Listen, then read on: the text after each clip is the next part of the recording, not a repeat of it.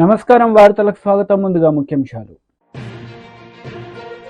మాజీ మంత్రి Harish Rao press meet, పలు అంశాలపై వివరణ.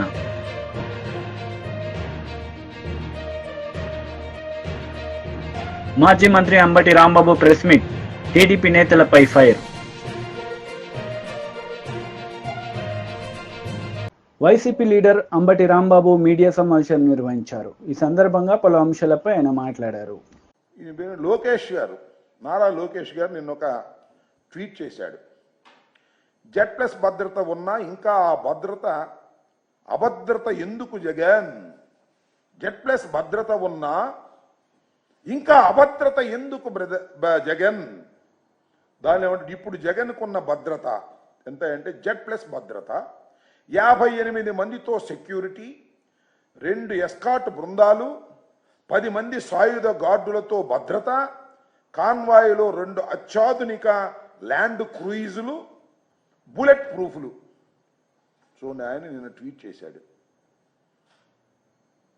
నేను అడుగుతా ఉన్నా, చంద్రబాబు నాయుడు గారు కుమారులు మీరు, మంత్రివర్గంలో సభ్యులు మీరు, ఎందుకని ఇన్ని పచ్చి అబద్ధాలు ఆడతారు?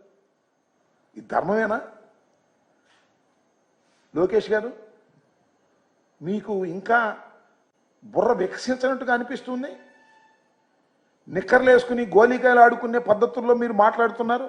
ల్యాండ్ క్రూయిజులు ఉన్నాయా? చూపించాయా బాబు, నాకు తెలియకూడదు. లోకేష్ గారు, నారా లోకేష్ గారు, ఎడ్యుకేషన్ మినిస్టర్ గారు, జగన్మోహన్ రెడ్డి గారి కాన్వాయ్లో ల్యాండ్ క్రూయిజులు ఉన్నాయి అని మాట్లాడుతున్నాడు. ల్యాండ్ క్రూయిజులు ఉన్నాయంట. మాకు ఎక్కడ కనపడలేదు. నిన్న మొన్న తిరిగాం. ల్యాండ్ క్రూయిజులు ప్రభుత్వం సప్లై చేసిందా? బుల్లెట్ ప్రూఫ్ కార్లు, కార్లు ఏంది? బుల్లెట్ ప్రూఫ్ కార్లు ఎన్ని ఉన్నాయబ్బా? బుల్లెట్ ప్రూఫ్ కార్లు అంటే బహువచనం వాడావు కదా. ఒక్క బుల్లెట్ ప్రూఫ్ కారు ఇచ్చారు, అది కూడా లోపభూయిష్టమైనటువంటి కారు. షెడ్లో ఉండి బాగు చేయకోకుండా పంపించారు. మొదటి రోజున ఆయనతో పాటు నేను కూడా ప్రయాణం చేశాను.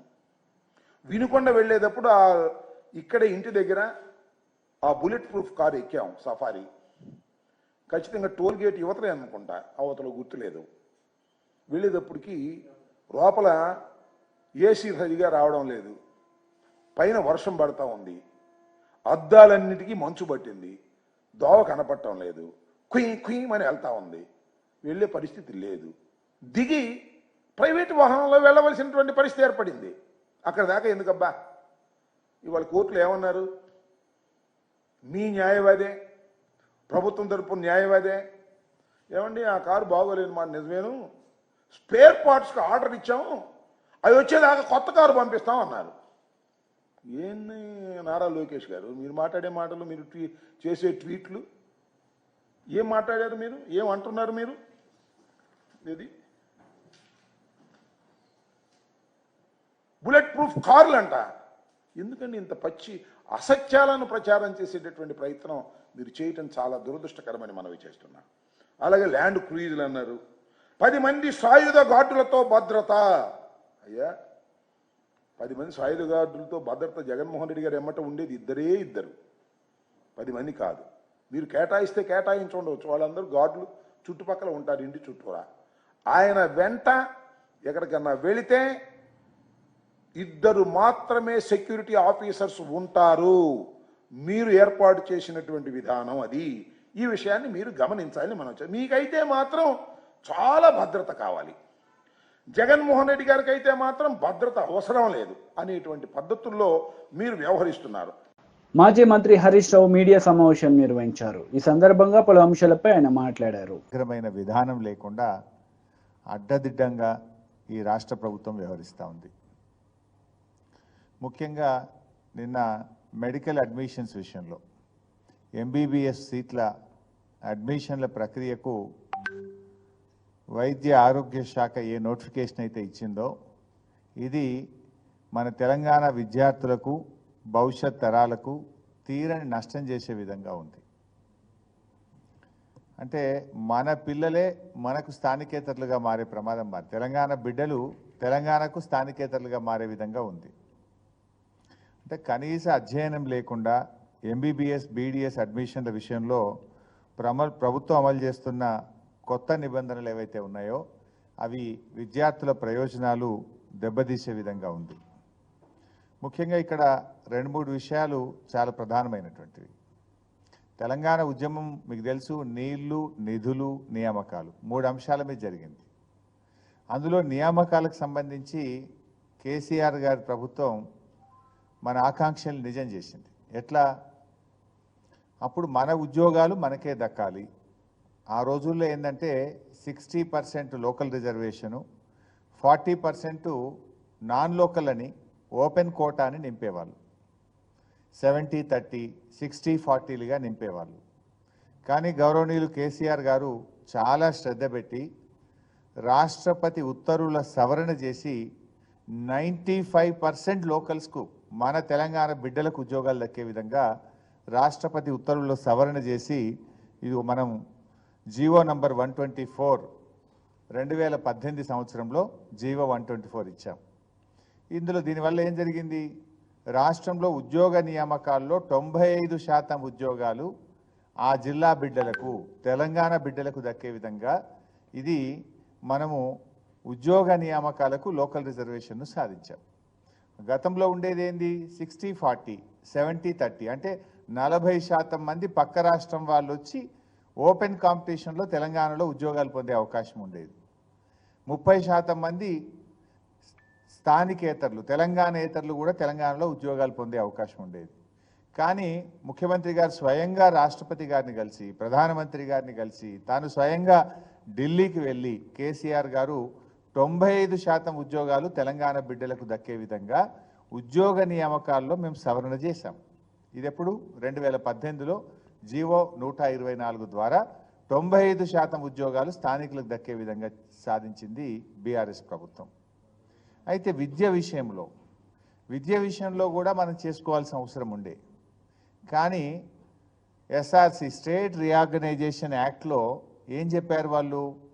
10 ఏళ్ల పాటు తెలంగాణ, ఆంధ్రప్రదేశ్లో అడ్మిషన్స్లో, ఎడ్యుకేషన్ అడ్మిషన్స్లో పాత పద్ధతి యథావిధిగా కొనసాగుతుంది. అంటే 15% ఏదైతే ఓపెన్ కోటా ఉందో, ఆంధ్రాలో 15%లో తెలంగాణ విద్యార్థులు వెళ్ళొచ్చు, తెలంగాణలోని విద్యాలయాల్లో 15% ఆంధ్ర విద్యార్థులు ఇక్కడ రావచ్చు. ఈ పద్ధతిని మరో 10 ఏళ్ల పాటు యథావిధిగా కొనసాగించాలని రాష్ట్ర విభజన చట్టంలో చెప్పారు. అందువల్ల దాన్ని మేము మార్చలేకపోయాం. మీకు ఇంకా బాగా అర్థం చేసుకోవడానికి, ఎందుకంటే ఇది చాలా ముఖ్యం. ఒక్కొక్కరు డాక్టర్ కావాలని జీవితాంతం కలగంటారు. పిల్లలే కాదు, తల్లిదండ్రులు కూడా రాత్రింబవళ్ళు కష్టపడి పిల్లల్ని చదివిస్తారు. పిల్లలు కూడా నిద్రాహారాలు మని ఒక డాక్టర్ కావాలని జీవితం అంతా తపన పడుతుంటారు. అలాంటి పిల్లల భవిష్యత్తుతో ఇలా రాష్ట్ర ప్రభుత్వం చెలగాటమాడుతూ ఉంది. నిజంగా మేము ఉన్నప్పుడు మీకు తెలుసు 2850 ఎంబీబీఎస్ సీట్లుంటే కేసీఆర్ గారి ప్రభుత్వం రాష్ట్రంలో ఎంబీబీఎస్ సీట్ల సంఖ్యను 9000కు పెంచింది. 2850 సీట్లను 10 ఏళ్లలో 9000 ఎంబీబీఎస్ సీట్లకు పెంచిన ఘనత బీఆర్ఎస్ ప్రభుత్వంది, మా నాయకుడు కేసీఆర్ది. అంటే మేము 3 అంతలు పెంచినాం ఎంబీబీఎస్ సీట్లు, 4 అంతలు పెంచాం దాదాపు. అయితే పెంచిన సీట్లు కూడా తెలంగాణ బిడ్డలకే దక్కాలని మేము చాలా జాగ్రత్తలు కూడా పడ్డాం. ఉదాహరణకు ఇందాక నేను చెప్పాను, 15% ఓపెన్ కాంపిటీషన్ ఉండాలి. ఏది? మెడికల్ సీట్లలో కానీ, ఇంజనీరింగ్ సీట్లు కానీ అన్ని విద్యాలయాల్లో. అన్నప్పుడు తెలంగాణలో 2014 రోజు మనకు 20 మెడికల్ కాలేజీల్లో 2850 సీట్లు ఉండేది. 2850 సీట్లు అంటే ఒక 280 సీట్స్ ఓపెన్ కాంపిటీషన్లో ఆ పిల్లలు రావడానికి అవకాశం ఉండేది. అందులో అంటే మేమేం చేసినాము, మేము బాగా ఆలోచించి తెలంగాణ వచ్చిన తర్వాత మెడికల్ కాలేజీలు బాగా పెట్టాం కదా, 20 నుంచి 36 మెడికల్ కాలేజీలు అయినాయి. నేను ఆ రోజు ఆరోగ్య శాఖ మంత్రిగా ఉన్నప్పుడు నేను ఒక నిర్ణయం తీసుకున్నా. తెలంగాణ రాష్ట్రం వచ్చిన నాటికి ఎన్ని మెడికల్ కాలేజీలు ఉన్నాయో దాంట్లో మాత్రం. టీడీపీ లీడర్ మీడియా సమావేశం నిర్వహించారు. ఈ సందర్భంగా పలు అంశాలపై ఆయన మాట్లాడారు. 15-20 సంవత్సరాల నుంచి మనందరం ఈ మాట వింటూనే ఉంటాం. లేపాక్షి భూముల్ని రాజశేఖర్ రెడ్డి గారు ఎట్లా శ్యాంప్రసాద్ రెడ్డికి ఏమంటారు మొత్తం ఇచ్చింది. ఇందు శ్యాంప్రసాద్ రెడ్డి గారు ఏ విధంగా దాన్ని కొదవబెట్టింది, ఇవంతా పాత స్టోరీలు మనం చాలాసార్లు చూసాం. సో ఇవంతా కోర్టులకు ఎక్కింది, ఈ ట్రిబ్యునల్లో ఉన్నాయి రకరకాలు. గత 5 సంవత్సరాల నుంచి జగన్మోహన్ రెడ్డి గారు ఈ 8,884 ఎకరాల లేపాక్షి భూములను చాలా సైలెంట్గా ఏం మాట్లాడకుండా చాలా చీప్గా కూట్నీళ్ళకు అంటారు మా రాయలసీమ భాషలో, కూట్నీళ్ళకు అంటే కారు చౌకగా ఎలా కొట్టేయాలంటే 8,844 ఏకర్స్ భూమిని కేవలం 500 కోట్లకు కొట్టేయాలని ట్రై చేస్తున్నాం అనమాట. కేవలం 500 కోట్లకు. సో ఇష్యూ ఏంటంటే మొత్తం 8,844 ఎకరాల భూములు 5,811 ఎకరాలు అసైన్ భూములు, మిగిలిన 3,032 ఎకరాలు ప్రభుత్వ భూములు. రాజశేఖర రెడ్డి గారు చాలా ఉదారంగా చాలా పెద్ద సైన్స్ అండ్ టెక్నాలజీ సిటీ ఏర్పాటు చేస్తాను ఇందు శ్యాంప్రసాద్ రెడ్డికి ఇవ్వడం, ఆయన దాన్ని కుదవబెట్టేయడం, ఆయన దాన్ని దివాలా తీయడం, ఆ తర్వాత ఈడీ ఆ భూముల్ని అటాచ్ చేయడం, శ్రీ జగన్మోహన్ రెడ్డి గారిని ఆ కేసులో A1గా A2గా మన విజయసాయి ఎట్లా ఉంటాడు ఇప్పుడు ఆయన్ని ప్రవేశపెట్టడం, వాళ్ళిద్దరి మీద కేసు బుక్ చేయడం, ఆయన జైల్లో ఉండడం, బెయిల్ తీసుకొని రావడం, ఇదంతా జరిగాయి. 2019లో జగన్మోహన్ రెడ్డి గారు అధికారంలోకి వచ్చారు. వచ్చిన తర్వాత ఆయన కళ్ళు అట్లా మొత్తం రాష్ట్రం అంతా తిరిగాయి కదా, ఎక్కడ భూములు కనిపిస్తాయి, ఎక్కడ తీసుకుందామని. ఈ 8,844 ఎకరాల్లో 4,190 ఎకరాలు అనుకుంటాను మొత్తం అప్పట్లో ఇందు శ్యాంప్రసాద్ రెడ్డి బ్యాంకుల్లో కుదవబెట్టి లోన్ తీసుకున్నాడు. దాదాపు 4,000 కోట్ల రూపాయలు లోన్ తీసుకున్నాడు. ఆ లోన్లో కట్టలేదు. కట్టకపోతే బ్యాంకులు వచ్చాయి, మా దగ్గర లోన్ తీసుకున్నాడు ఆయన కట్టలేదు, సో ఆయన కుదవబెట్టిన మేము ఆ భూములు గ్యారంటీగా పెట్టుకొని ఇచ్చాము, ఆయన కుదవబెట్టిన భూముల్ని మాకు ఇప్పించేసేయండి అని చెప్పి ట్రిబ్యునల్లో దాఖలు చేశారు. చూడ్డానికి బాగానే ఉంటుంది ఇది, కానీ ఇది బోల్ట్ రూపం అంటే BOLT build operate lease transfer రూపంలో వచ్చింది అది. సో 119 కోట్ల రూపాయలకి రైతుల దగ్గర APIIC అంటే అప్పటి ఆంధ్రప్రదేశ్ ఉమ్మడి ఆంధ్రప్రదేశ్లోని ఆంధ్రప్రదేశ్ ఇండస్ట్రియల్ ఇన్ఫ్రాస్ట్రక్చర్ కార్పొరేషన్ రైతుల దగ్గర నుంచి 119 కోట్ల రూపాయలకి 8,000 ఏకర్స్ ఇంక్లూడింగ్ గవర్నమెంట్ భూమి. సో కొని టోటల్ 8,000 ఏకర్స్, దానిలో 5,811 ఏకర్స్ని కొని మొత్తం ఆ ల్యాండ్ పార్సల్ని ఎందుకు ఇచ్చింది. ఓనర్షిప్ ఇవ్వలేదు, ల్యాండ్ నువ్వు వాడుకో, అక్కడ పరిశ్రమ స్థాపించు అని చెప్పించింది. ఈయన రాజశేఖర్ గారి గవర్నమెంట్లో హ్యాపీగా దాన్ని బ్యాంకులు కుదవబెట్టారు. ఆ బ్యాంకుల్లోని దొంగ వెధవలు ఎవరో, బ్యాంకుల్ని దొంగ వెధవలో నేను తిడుతున్నా. అది వాడి భూమి కాదు, హిందూ భూమి కాదు, అది గవర్నమెంట్ లీజుకి ఇచ్చిన రైతుల భూమి, అది గవర్నమెంట్ భూమి. అది దాన్ని కుదవబెట్టుకున్న 4,000 కోట్ల రూపాయలు ఇచ్చిన ఆ మహా మేనేజర్లు ఎవరో అప్పటి బ్యాంక్ మేనేజర్లు. సరే అయిపోయింది. ఆయన భూమి కాని భూమిని కొత్త పెట్టేసుకొని ఆయనకి 4,000 కోట్లు ఇచ్చారు, ఆయన దివాళా తీశారు. వీళ్ళు వచ్చి మా భూములు మాకు ఇప్పించండి, మా యొక్క అప్పులు మాకు ఇప్పించండి, లేకపోతే మాకు ఆ భూములను ఇప్పించండి అని వైసీపీ లీడర్ మీడియా సమావేశం నిర్వహించారు. ఈ సందర్భంగా పలు అంశాలపై ఆయన మాట్లాడారు. అది కూడా మాదే కుట్ర అంటూ ఉన్నారు. రికార్డులు తగలబెడితే అవే రికార్డులు MRO ఆఫీసుల్లో ఉంటాయి, RDO ఆఫీసుల్లో ఉంటాయి, కలెక్టరేట్లో ఉంటాయి, సెక్రటరియట్లో ఉంటాయి. మరి వాటిని అన్నింటినీ కూడా కుట్ర కోణమని ఏ విధంగా చెప్తా ఉన్నారో నాకు అర్థం కాదు. మరి ప్రభుత్వం కూడా మేము మొత్తం డేటా అంతా రిట్రీవ్ చేశామని చెప్పి కూడా చెప్పుకొచ్చింది. ఇందులో కుట్ర ఏముంది, మేము చేశామని ఎలా చెప్పుకోగలుగుతున్నాం? మీ పార్టీ కార్యకర్తలను నాయకులను అడ్డం పెట్టుకొని వాళ్ళ చేత తప్పుడు ఫిర్యాదులు చేయించుకొని మాపై బోర్డు దల్లే ప్రయత్నం మీరు చేస్తూ ఉన్నారు. ఎలాంటి ఆధారాలు లేకుండా కొంతమంది అధికారులు అత్యుత్సాహం చూపుతూ ఉన్నారు. మరి వాస్తవాలు మీ దగ్గర ఉంటే, ఆధారాలు ఉంటే తప్పకుండా వాటిని నిరూపించండి. లేదంటే తప్పుడు ఆరోపణలు చేసి చంద్రబాబు ఉచ్చులో తగులుకోవద్దండి అని చెప్పి నేను అధికారులను కోరుతా ఉన్నాను. తప్పుడు పనులు చేయాల్సిన అవసరం నాకు కానీ మా కుటుంబ సభ్యులకు కానీ అవసరం లేదు. నేను 7 సార్లు శాసనసభ్యుడిగా ఉన్నాను. మా కుమారుడు 3 సార్లు పార్లమెంట్ సభ్యుడు, మా తమ్ముడు 2 సార్లు శాసనసభ్యుడు. మరి ప్రజాదరణ అభిమానం ఉంటేనే ఇన్నిసార్లు రాజకీయాల్లో కొనసాగుతామని చెప్పి వారికి ప్రత్యేకంగా చెప్పనక్కర్లేదు. మరి మా పేరుతో ఉన్న భూములు, ఇతర ఆస్తులన్నీ కూడా ఎన్నికల అఫిడవిట్లో పేర్కొన్నాం. అఫిడవిట్లో పేర్కొన్న ఆస్తులు తప్ప మాకు ఏ ఆస్తులు కూడా లేవు. మరి మదనపల్లి కేసుకు సంబంధించి సిఐడికి అప్పగించిన, సిబిఐకి అప్పగించిన నాకు ఇబ్బంది లేదు.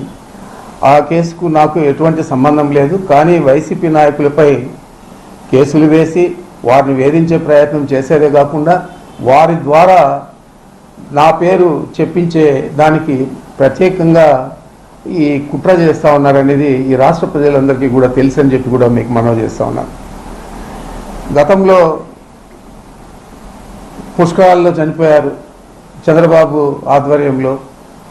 ఈ మధ్య ఎలక్షన్ అయిన తర్వాత చాలామందిని అతి దారుణంగా హత్యలు చేశారు. మరి చాలామంది చిన్న పిల్లలందరినీ కూడా మానభంగం చేశారు. మరి ఈ వీటిల్లో వేగవంతంగా మీ ప్రభుత్వం పనిచేసిందా? మరి ఏదో అక్కడ రికార్డులు కాలిపోయినాయి, ఆ అత్యవసరంగా పోవాలని చెప్పి హెలికాప్టర్ ద్వారా డీజీపీని పంపించి దీని మీద ఒక పెద్ద ఇది కేసు చాలా ప్రమాదం, ఇది ఈ రాష్ట్రం అంతా కూడా కూలిపోతుంది అని చెప్పే లెక్కలో మీరు చేశారు. ఏ రోజు కూడా మేము 50 సంవత్సరాల నుంచి రాజకీయాల్లో, దాదాపు 74 నుంచి విద్యార్థి రాజకీయాల్లో, తర్వాత ప్రత్యక్ష రాజకీయాల్లో ఎప్పుడు కూడా DGP helicopter. BRS leader media సమావేశం నిర్వహించారు. ఈ సందర్భంగా పలు అంశాలపై ఆయన మాట్లాడారు. కర్రా అని బోగస్ కంపెనీలు, ఫ్రాడ్ కంపెనీలనే అనుకున్నాం, కానీ ఇప్పుడు ఒక కుటుంబ కంపెనీ కూడా వచ్చింది.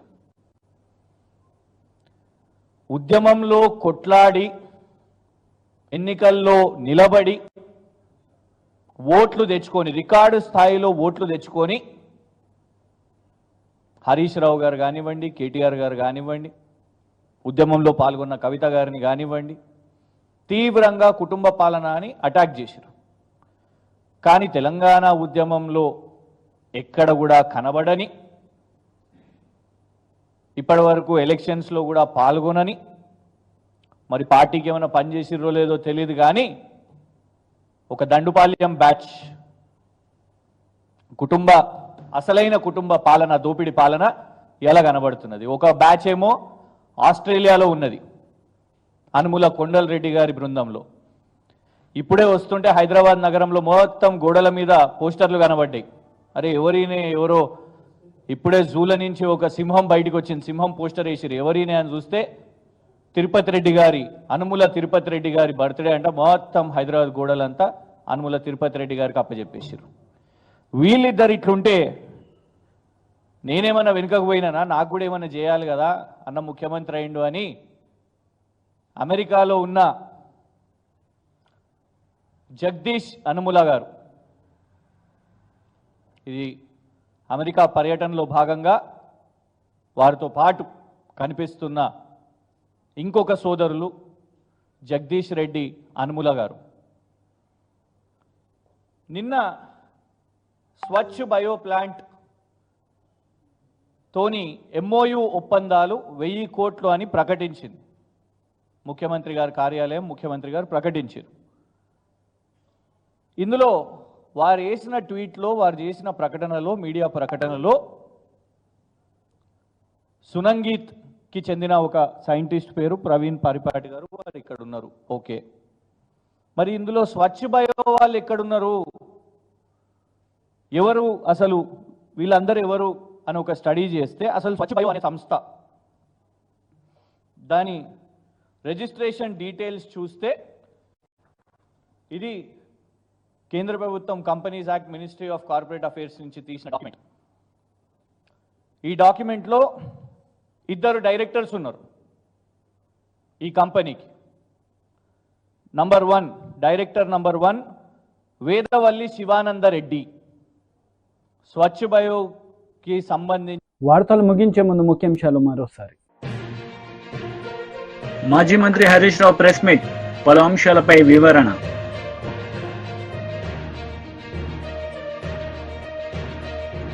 మాజీ మంత్రి Ambati Rambabu press meet, TDP నేతలపై ఫైర్.